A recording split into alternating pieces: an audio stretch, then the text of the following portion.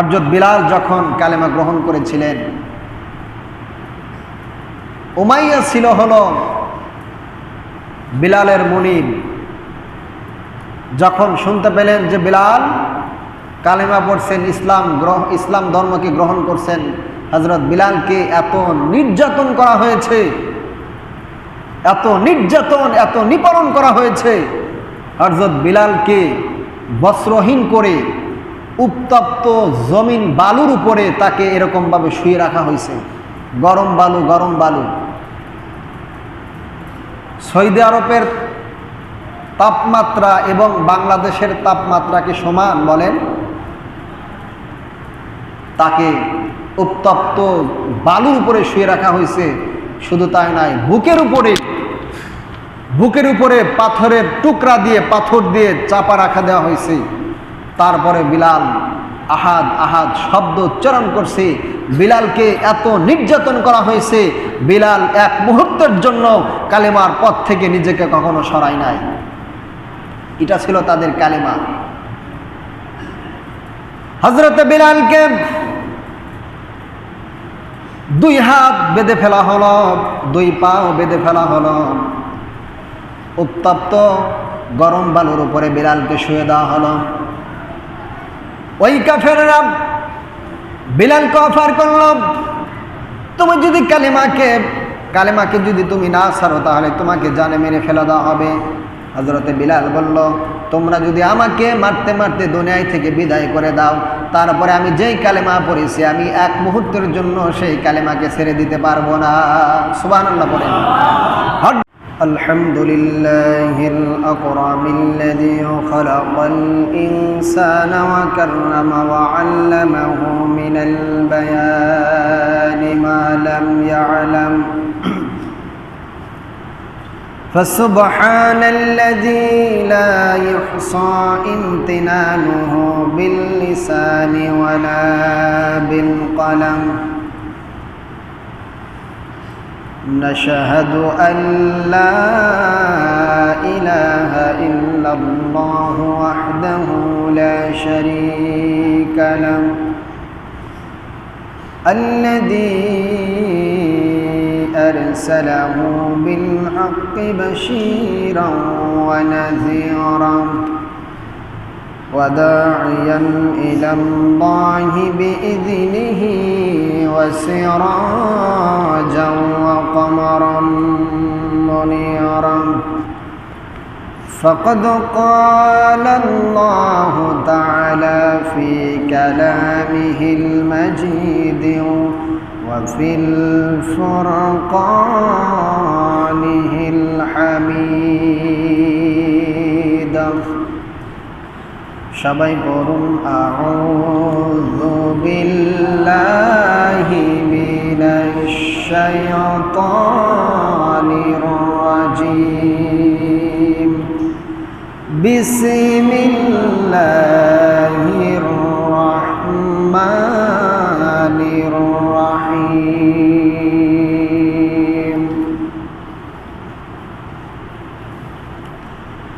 নাহনু নাকুসসু আলাইকা না'বাহুম বিল হাক্কি ইন্নাহুম ফিতয়াতুন আমানু বিরাব্বিহিম ওয়া জিদনাহুম হুদা. وقال رسول الله صلى الله عليه وسلم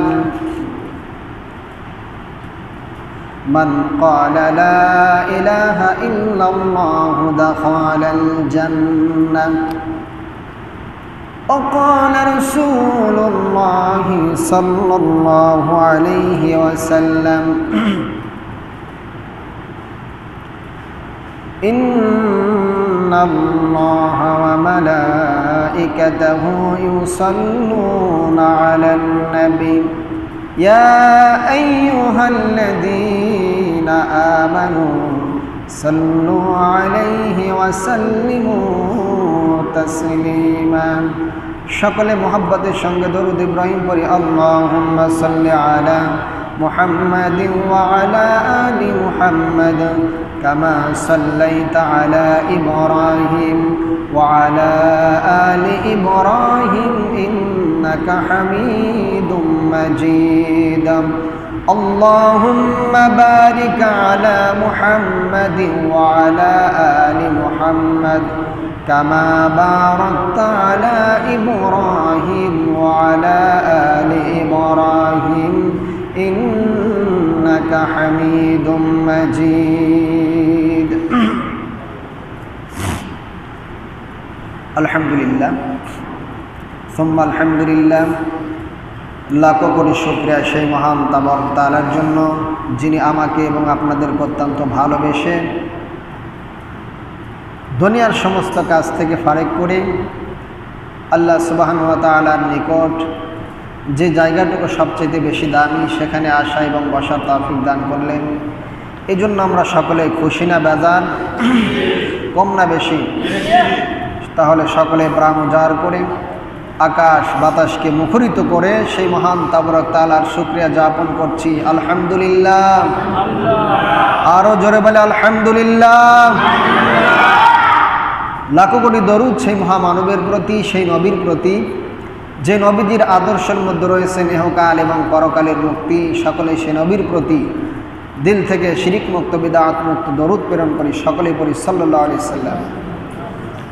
সম্মানিত হাজিরিন, আমি কোরআনুল কারীমের 15 নম্বর পারা 18 নম্বর সূরা সূরাতুল কাহাবের 13 নম্বর আয়াতে কারিমা তেলাওয়াত করেছি।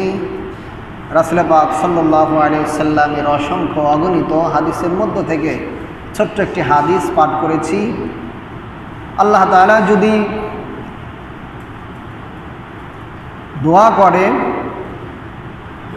মেহেরবানি করে এবং আপনারা যদি আমার জন্য দোয়া করেন, এই আয়াতে কারিমার উপরে এবং হাদিসের উপরে দু একটা কথা বলবো। আল্লাহ তাআলা সেই তৌফিক আমাকে দান করুন, সকলে বলে আমিন। এই সূরাটার নাম হলো সূরাতুল কাহাফ। এই সূরাটা মক্কায় অবতীর্ণ হয়েছে। তো এই সূরা কাহাফ নামে নামকরণের কারণ হলো, কাহাফ শাব্দিক অর্থ হলো গুহা। বলেন কি? গুহা। গুহা। আসহাবে কাহাফ মানে হলো গুহাবাসী, গুহাবাসী। রাসূল করিম সাল্লাল্লাহু আলাইহি সাল্লামকে মক্কার কিছু ইহুদি এবং নাসারা যারা ছিলেন, পূর্বের ধর্মের যারা অনুসারী ছিলেন, রাসূল করিম সাল্লাল্লাহু আলাইহি সাল্লামকে এই আসহাবে কাহাফ সম্পর্কে, এই গুহাবাসী সম্পর্কে রাসূলকে জিজ্ঞাসা করা হবে। তো আল্লাহ তাআলা বললেন যে হে নবী, আপনাকে কিছু লোক এই আসহাবে কাহাফ সম্পর্কে জিজ্ঞাসা করবে।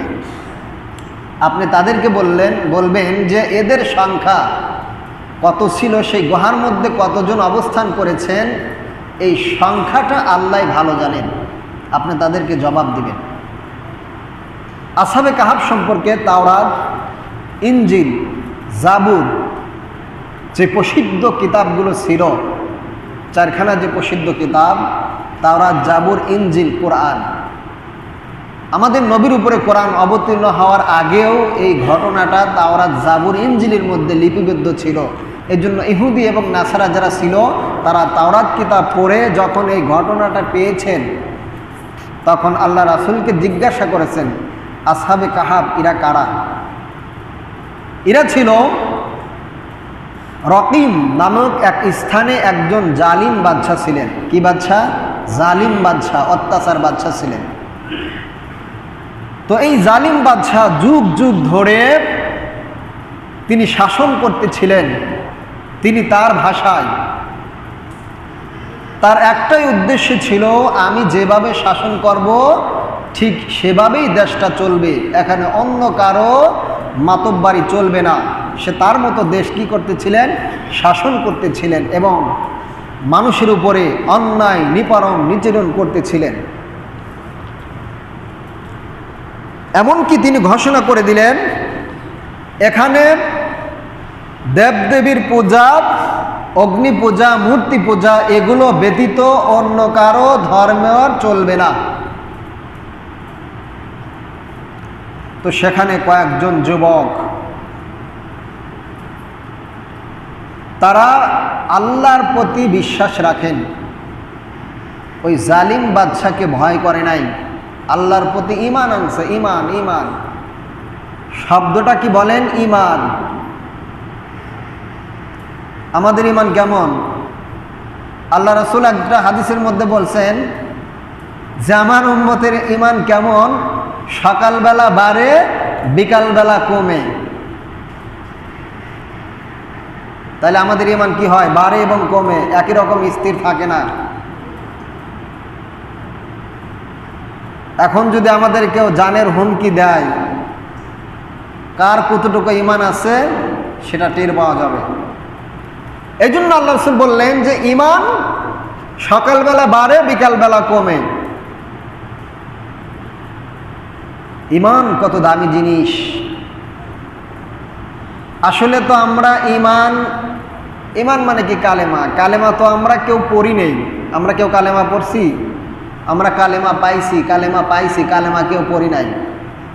কালেমার যে হাকিকত, কালেমা পড়ছেন হযরত বিলাল, কালেমা পড়ছেন সুমাইয়া, কালেমা পড়ছেন যায়েদ বিন হারেস, কালেমা পড়ছেন খাব্বাব রাদিয়াল্লাহু তাআলা আনহু, কালেমা পড়ছেন ইয়াসির রাদিয়াল্লাহু তাআলা আনহু। এরা কালেমা পড়ছেন, এদেরকে নির্যাতন করা হয়েছে। তো এই যে কয়েকজন যুবক কালেমা পড়ছেন, তাদের ঈমানের কি পাওয়ার! হযরত বিলাল যখন কালেমা গ্রহণ করেছিলেন, উমাইয়া ছিল হলো বিলালের মুনিব। যখন শুনতে পেলেন যে বিলাল কালেমা পড়ছেন, ইসলাম ধর্মকে গ্রহণ করছেন, হযরত বিলালকে এত নির্যাতন করা হয়েছে, এত নির্যাতন, এত নিপীড়ন করা হয়েছে, হযরত বিলালকে বস্ত্রহীন করে উত্তপ্ত জমিন বালুর উপরে তাকে এরকমভাবে শুয়ে রাখা হয়েছে। গরম বালু, গরম বালু। সৌদি আরবের তাপমাত্রা এবং বাংলাদেশের তাপমাত্রা কি সমান বলেন? তাকে উত্তপ্ত বালুর উপরে শুয়ে রাখা হয়েছে। শুধু তাই নয়, বুকের উপরে পাথরের টুকরা দিয়ে, পাথর দিয়ে চাপা রাখা দেওয়া হয়েছে। তারপরে বিলাল আহাদ আহাদ শব্দ উচ্চারণ করছে। বিলালকে এত নির্যাতন করা হয়েছে, বিলাল এক মুহূর্তের জন্য কালেমার পথ থেকে নিজেকে কখনো সরায় নাই। এটা ছিল তাদের কালেমা। হযরত বিলালকে 2 হাত বেঁধে ফেলা হলো, 2 পাও বেঁধে ফেলা হলো। উত্তপ্ত গরম বালুর উপরে বিলালকে শুয়ে দেওয়া হলো। ওই কাফেররা বিলালকে অফার করল, তুমি যদি কালেমাকে যদি তুমি না ছাড়ো, তাহলে তোমাকে জানে মেরে ফেলে দেওয়া হবে। হযরত বিলাল বলল, তোমরা যদি আমাকে মারতে মারতে দুনিয়া থেকে বিদায় করে দাও, তারপরে আমি যেই কালেমা পড়েছি, আমি এক মুহূর্তের জন্য সেই কালেমাকে ছেড়ে দিতে পারবো না। সুবহানাল্লাহ পড়েন। হযরত বিলালকে উত্তপ্ত জমিনের উপরে শোয়ানোর পরে বড় বড় পাথরের টুকরা তার বুকের উপরে চাপিয়ে দেওয়া হলো। এত কষ্ট দিয়ে বিলালকে নির্যাতন করা হয়েছে। গোড়ার পায়ের সাথে রশি বেঁধে, বিলালের পায়ের সাথে রশি বেঁধে গোড়াকে চালানো হয়েছে। তারপরেও এত নির্যাতন, এত নিপীড়ন তারা সহ্য করেছে। মুহূর্তের জন্য তারা কিন্তু কালেমাকে ছাড়ে নাই। এরা হলো কালেমা পড়েছেন। হযরত খাব্বাব রাদিয়াল্লাহু তাআলা আনহুকে শরীর থেকে গোশতগুলোকে টুকরো টুকরো করে কেটে ফেলানো হয়েছে এবং আগুনের আংরাগুলো, দগ্ধ আগুনের আংরাগুলো হযরত খাব্বাব রাদিয়াল্লাহু তাআলা আনহুর জ্বলন্ত আগুনের কয়লাগুলো খাব্বাবের শরীরের মধ্যে দেওয়া হয়েছে। ওই আগুনের আংরা শরীরকে পুড়িয়ে গর্ত হয়ে গেছে। ওই কাফের বেঈমান সন্তানেরা ওই গর্তর ভিতরে খেজুরির বীজ এরকমভাবে ঢেলে ঢেলে দিয়েছেন। এত কষ্ট সহ্য করেছেন, মুহূর্তের জন্য হযরত খাব্বাব রাদিয়াল্লাহু তাআলা আনহু কালেমাকে ত্যাগ করে নাই। শুধু তাই নাই, হযরতে ইয়াসার রাদিয়াল্লাহু তাআলা আনহুকে দুই ঘোড়ার হাতে দুইটা পা বেঁধে ঘোড়াকে চালিয়ে দেওয়া হয়েছে। শরীর থেকে দুইটা পা আলাদা হয়ে গেছে, শরীর চূর্ণ বিচূর্ণ হয়ে গেছে। এত কষ্ট, এত নির্যাতন তারা সহ্য করেছে, কিন্তু মুহূর্তের জন্য তারা কালেমা ত্যাগ করে নাই। তাহলে তাদের কালেমা আর আমাদের কালেমা কিন্তু এক নয়। আজ আমরা জেলের ভয়ে, মামলার ভয়ে, হুমকির ভয়ে, নিতার ভয়ে হক কথাও কিন্তু বলতে পারি না। কথা কোন ঠিক কিনা? তাই হুজুর কথা সাবধানে বলবেন, লাইন ছাড়া যেন বেলাইনে না যায়, তাহলে কিন্তু ঘাত করা রেডি আছে। হাত করা কি আছে বলেন? রেডি আছে।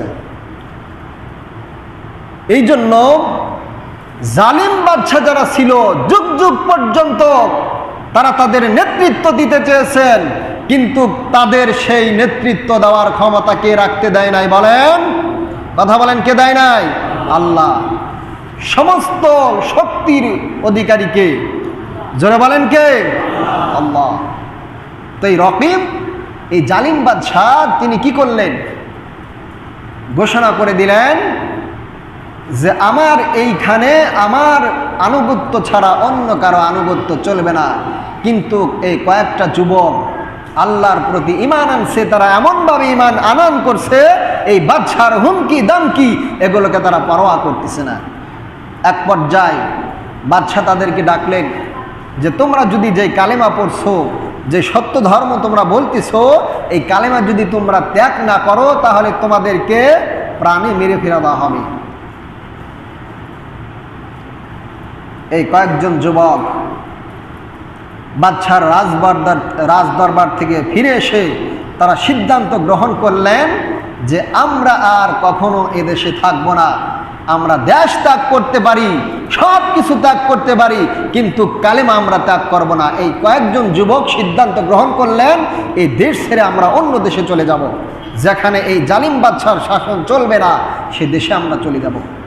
তখন এই কয়েকজন যুবক, এদের সংখ্যা কেউ কেউ বলেছেন 3 জন, কেউ কেউ বলেছেন 5 জন, আবার কোরআনের মধ্যে আসছে যে 7 জন ছিলেন, এবং এদের সাথে একজন কুকুর ছিল, একটা কুকুর ছিল। আপনারা হয়তো অনেকেই জানেন যে একটা কুকুর জান্নাতে যাবে। কয়টা কুকুর? একটা কুকুর জান্নাতে যাবে। সেই কুকুরটা হলো আসহাবে কাহাফ। এই অধিবাসীদের সাথে যে ছিলেন, যে কুকুরটা ছিলেন, এর নাম ছিল হলো কিতমির। কিতমির। এই কয়েকটা যুবক সিদ্ধান্ত গ্রহণ করলেন যে আমরা আর দেশে থাকবো না, এই জালিম বাদশার দেশে থাকবো না। তেনারা রাতের অন্ধকারে কি করলেন? তাদের সেই প্রয়োজনীয় জিনিসপত্রগুলো নিয়ে বের হতে লাগলেন। তো তারা প্রথমে 3 জন বের হয়েছেন এবং তাদের সাথে আরও 3 জন যুবক অ্যাড হয়েছেন যে আমরাও এখানে থাকবো না, আমরা যেই রবের কালেমায় পর ঈমান এনেছি, আমরা সেই রবের দেখানো পথ, সেই পথের দিকে যাব।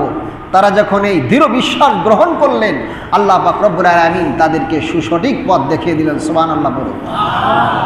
আল্লাহ পাক এই কথাগুলো কুরআনুল কারীমের 15 নম্বর পারা 18 নম্বর সূরা সূরাতুল কাহাফের 13 নম্বর আয়াতের মধ্যে আল্লাহ তাআলা বলতেছেন, আমাদের নবীকে ঘটনা শোনাইতেছেন। কে শোনাইতেছেন বলেন? আল্লাহ শোনাইতেছেন। আল্লাহ রাব্বুল আলামিন বলেন, নাহনু নাকুসসু আলাইকা বিআহুম বিল হাক্কি ইন্নাহুম ফিতয়াতুন আমানু বিরাব্বিহিম ওয়া জিদনাহুম হুদা। আল্লাহু আকবার বলুন।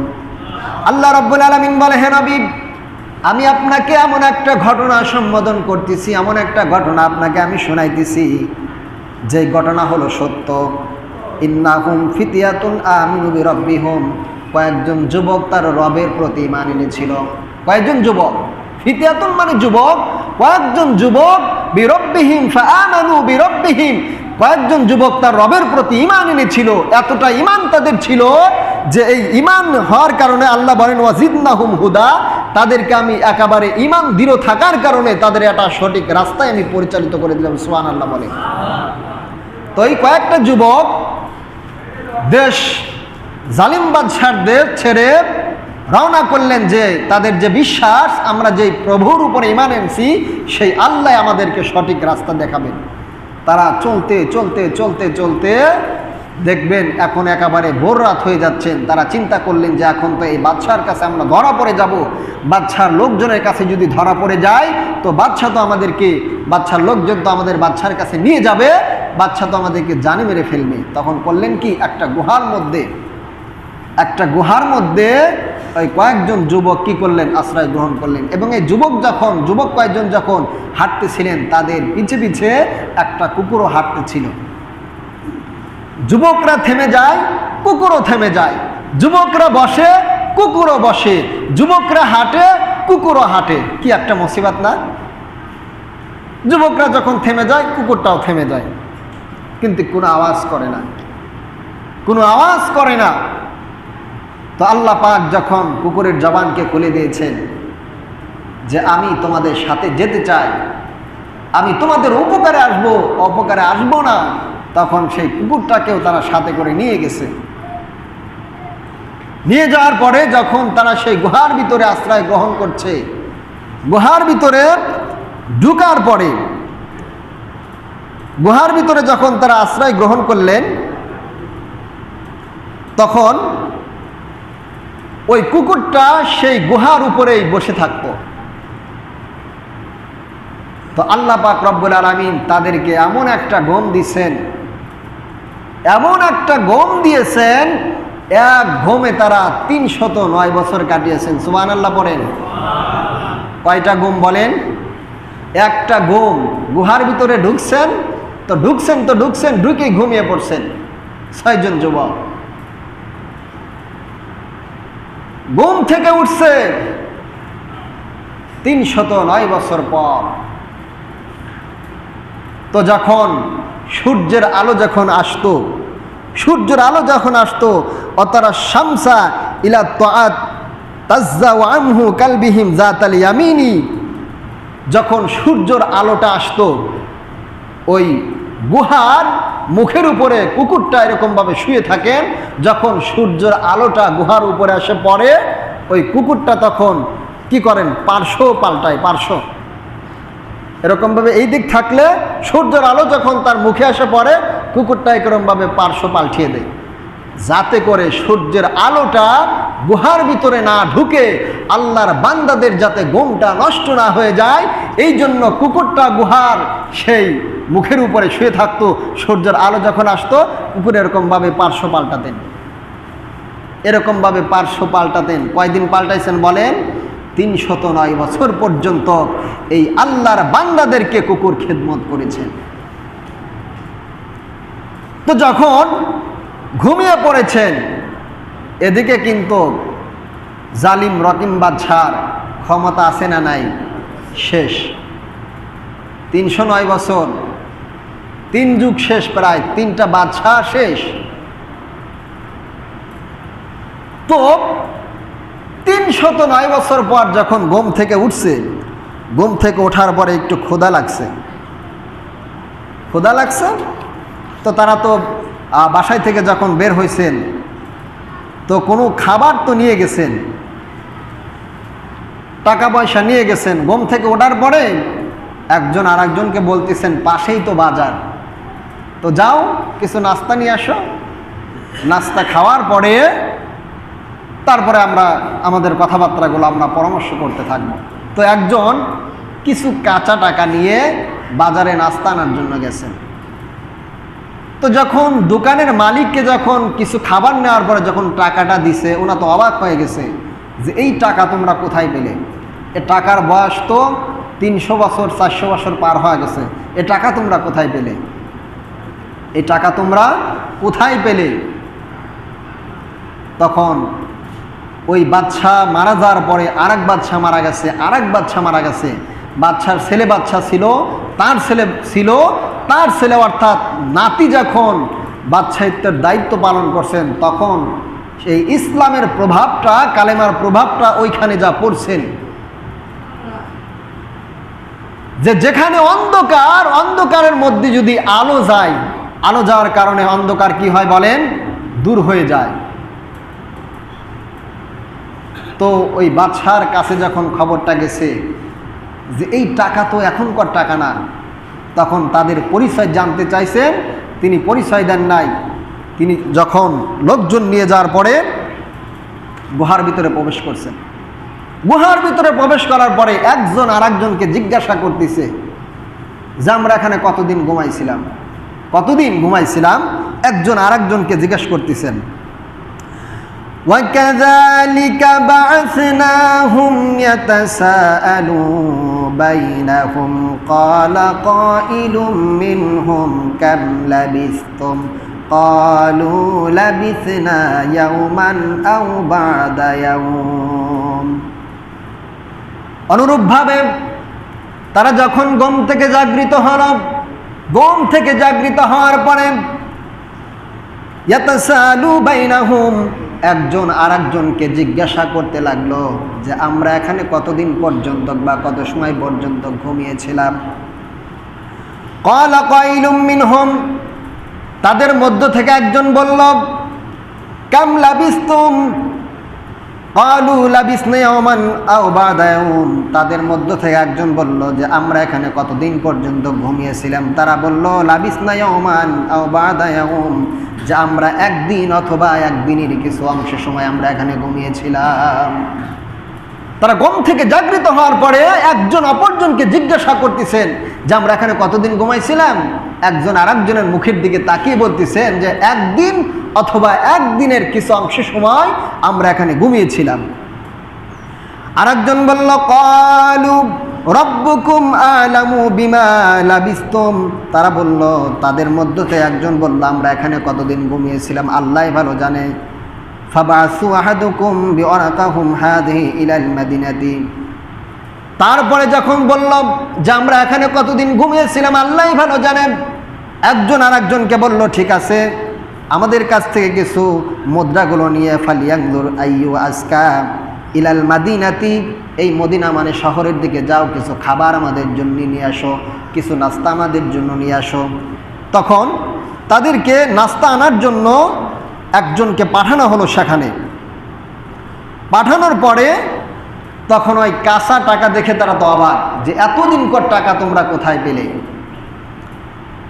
যখন সমস্ত ঘটনাটা খুলে বললেন, যখন বাদশার কাছে খবর পৌঁছে গেল, আজ থেকে প্রায় 300 বছর পূর্বে যে জালিম বাদশার কারণে এই কয়েকজন যুবক আসহাবে কাহাফ এই গুহার ভিতরে আশ্রয় গ্রহণ করেছিলেন, সেই যুবকদের ভিতর থেকে একজন যুবক যখন কিছু নাস্তা নেওয়ার জন্য যখন শহরের মধ্যে আসছেন, ওনাকে এই খবরটা যখন ওই বাদশার কাছে চলে গেছে, যে বাদশাটা এখন বর্তমান আছে তিনি তো ইমানদার বাদশা, তখন তাদেরকে অবগত করার জন্য তাদের কাছে যে হলো, তাকে নিয়ে যাওয়ার পরে ওই গুহার ভিতরে যখন তাদেরকে আবারকে ঢুকে দেওয়া হলো, গুহার ভিতরে ওই ব্যক্তিকে ঢুকানোর পরে আর সে বের হয় নাই, আর বের হয়ে আসে নাই।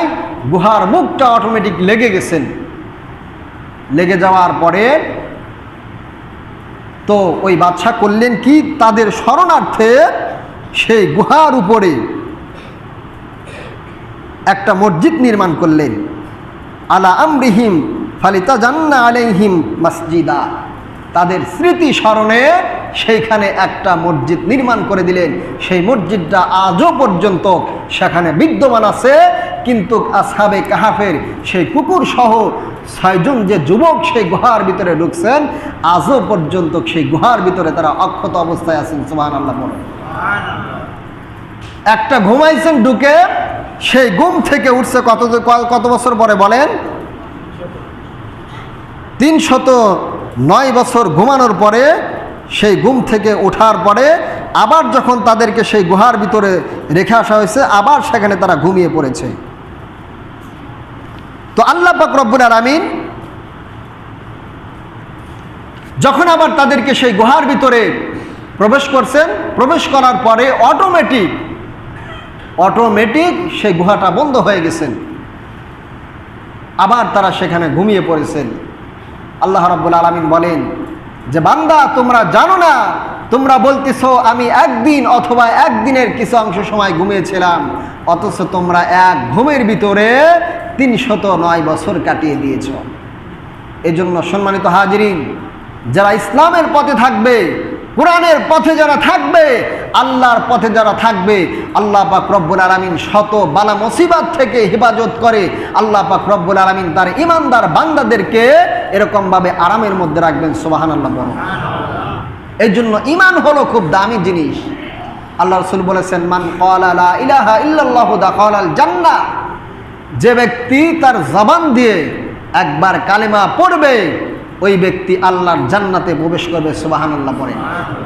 মান ক্বালা লা ইলাহা দাখালাল জান্নাহ, যে সাক্ষী দিবে লা ইলাহা ইল্লাল্লাহু মুহাম্মাদুর রাসূলুল্লাহ, সে ব্যক্তি আল্লাহর জান্নাতের মধ্যে প্রবেশ করবে। সুবহানাল্লাহ বলে। এজন্য ঈমান জিনিসটা খুবই দামি জিনিস। আল্লাহ পাক তো ঈমানদারদেরকে ঈমানদারি বিভিন্নভাবে পরীক্ষা করেন, বিভিন্নভাবে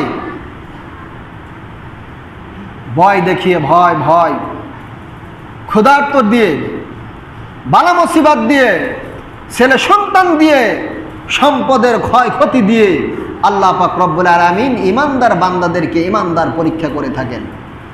আল্লাহ রব্বুল আলামিন বলেন, আল্লাযী আত'আমাহুম মিন জু' ওয়া আমানাহুম মিন খাউফ। আল্লাহ রব্বুল আলামিন বলেন, আমি ঈমানদারদের ঈমানদারি পরীক্ষা করে থাকি ক্ষুধার্ত দিয়ে। মিন জু' মানে হলো ক্ষুধার্ত, ওয়া আমানাহুম মিন খাউফ। আল্লাহ বলেন, আমি ক্ষুধার্ত দিয়ে ঈমানদারদের ঈমানদারি পরীক্ষা করে থাকি, আবার ভয় ভীতি দেখিয়েও ঈমানদারদের আমি ঈমানদারি পরীক্ষা করে থাকি। আপনি যখন ইসলামের পথে থাকবেন, কোরআনের পথে থাকবেন, আপনার অনেক ভয় আসবে, অনেক হামলা মামলা দামলা এগুলো আসবে, কিন্তু ঈমানদার কখনো এগুলোকে পরোয়ার করে না। এগুলোকে যদি পরোয়ার করেন তাহলে আপনার ঈমানদারি কিন্তু ঈমানদারি ফেল মেরে যাবে। এই জন্য দেখেন, কিয়ামতের ময়দানে সর্বপ্রথম একজন নবীকে বস্ত্র দেওয়া হবে, কাপড় দেওয়া হবে।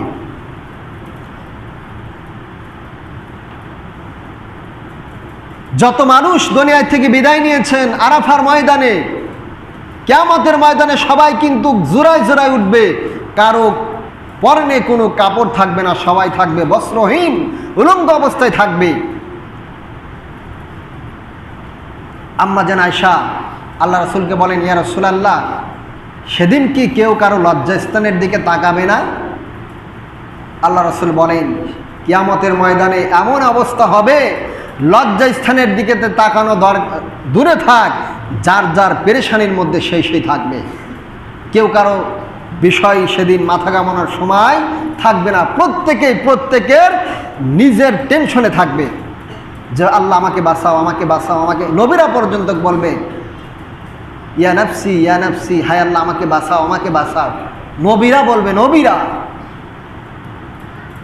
তো সেই মুসিবতের দিন কারো পরনে কোনো কাপড় থাকবে না, এবং সর্বপ্রথম যেই নবীকে কাপড় দেওয়া হবে সেটা হলো হযরত ইব্রাহিম আলাইহিস সালাতু ওয়াস সালাম। কোন নবীকে? ইব্রাহিম নবীকে কিয়ামতের ময়দানে সর্বপ্রথম কি দেওয়া হবে? বস্ত্র দেওয়া হবে। কারণ কি জানেন? ইব্রাহিম নবীর যে পিতা ছিলেন আজর, তিনি তো ছিলেন মূর্তি পূজক, তিনি ছিলেন মুশরিক। তো ইব্রাহিম নবী যখন আল্লাহর পরিচয় পাইলেন, আজর নিজে নমরুদের কাছে গ্রেফতার করালেন ইব্রাহিমকে। অগ্নিকুণ্ডতে ফেলে দেওয়ার জন্য ইব্রাহিমের বাবা আজর ব্যবস্থা করলেন, এবং যখন অগ্নিকুণ্ডের মধ্যে যখন পড়ছেন না, ৭০,০০০ ফেরেশতা চরক ধরে রাখছে। শয়তান এসে বলতেছেন, নমরুদকে বলতেছেন, ইব্রাহিমের চরক ফেলানো যাবে না, ইব্রাহিমকে অগ্নিকুণ্ডে ঢালাও যাবে না, কারণ তোমরা ৪০ জন যুবক, কেন যদি ৪০,০০০ যুবক যদি এই চরক ধরে টানানো হয়, ইব্রাহিম এখানে পড়বে না, কারণ আল্লাহর অসংখ্য ফেরেশতারা ইব্রাহিমের এই চরক ধরে রাখছেন। তো কি, যে ইব্রাহিমকে যদি বস্ত্রহীন করতে পারো তাহলে অটোমেটিক চরক নিচে পড়ে যাবে, ইব্রাহিম অগ্নিকুণ্ডের মধ্যে পড়ে যাবে। ইব্রাহিম নবীকে অফার দেওয়া হয়েছে, তুমি যদি আমাদের দলের মধ্যে আসো, তুমি যা চাও, সুন্দর নারী চাও, গাড়ি চাও, বাড়ি চাও, টাকা চাও, যা চাও তোমাকে তাই দেওয়া হবে, তুমি শুধু আমাদের সাথে থেকে আমাদের কাজ করতে হবে। ইব্রাহিম নবী ইলাহি দিন কায়েম করার জন্য তাদের সাথে কিন্তু কাপস করে নাই। এক আল্লাহর দিন কায়েম করার জন্য নিজের পিতাকে ছেড়েছেন, শহর ছেড়েছেন, শেষ পর্যন্ত নিজের কাপড়টাকে হারিয়ে ফেলেছেন। ইব্রাহিম নবী সব কিছুকে ত্যাগ করেছেন, কিন্তু তিনি কখনো ঈমানকে ত্যাগ করে নাই। এই জন্য আল্লাহ খুশি হয়ে ইব্রাহিম নবীকে জান্নাত থেকে কাপড় কি করেছেন, সেখানে পাঠিয়ে দিয়েছেন, এবং কিয়ামতের ময়দানে আল্লাহ সন্তুষ্ট হয়ে সর্বপ্রথম তাকে কাপড় দিবেন। এই জন্য ঈমান খুব দামি জিনিস। সম্মানিত হাজিরিন, যার ঈমান আছে তার সব সম্পদ আছে। আল্লাহ পাক রব্বুল আলামিন আমাদেরকে ঈমানের উপর বহল থেকে বাকি জীবন আমল করার তৌফিক দান করুন। সকলে আমিন।